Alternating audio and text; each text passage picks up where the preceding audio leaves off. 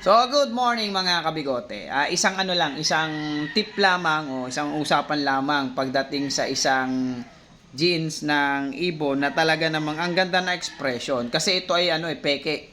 So, nakaka-fake siya mga kabigote. Ito yung tinatawag nating suti. Ayan. Itong fake checks sa isang ibon na bar naman siya. Kasi meron tayong three primary pattern ng shield ng isang ibon. Yung bar, checker, then T-checker. Ngayon, mga kabigote, itong suti kasi, napapagkamalan siyang checker. Kahit hindi naman siya checker.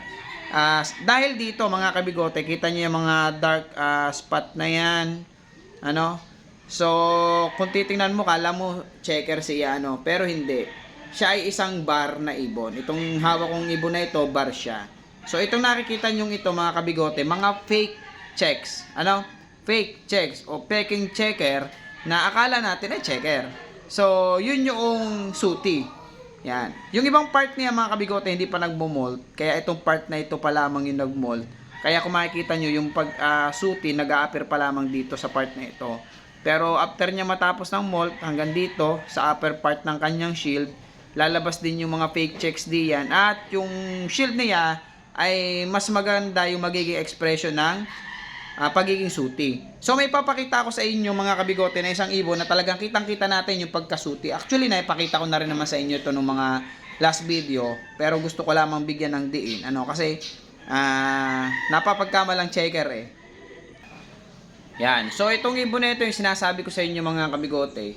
Kitang-kita natin yung pagkasuti kasi halos sa buong shield niya ay nag-molt na. May ilang part pa lamang na hindi, pero kita mo naman napakalinis ng pagmo-molt niya. So ayan mga kabigote, yung mga fake checks niya.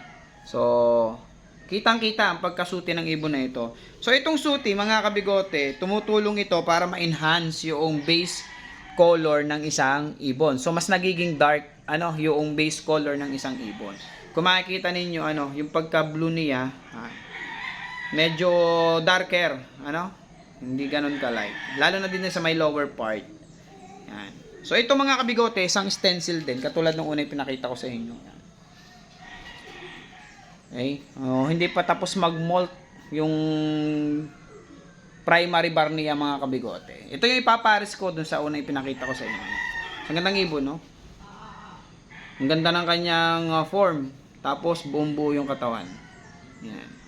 So meron pa akong isang papakita mga kabigote. Suti rin yun. Kapatid nung unang ipinakita ko sa inyo. Yan. Pero ito, hindi ito kapatid nung isa. So may papakita pa ako sa inyo na inakay na nagmo-molt pa lamang. Tapos makikita ninyo, nagiging suti siya.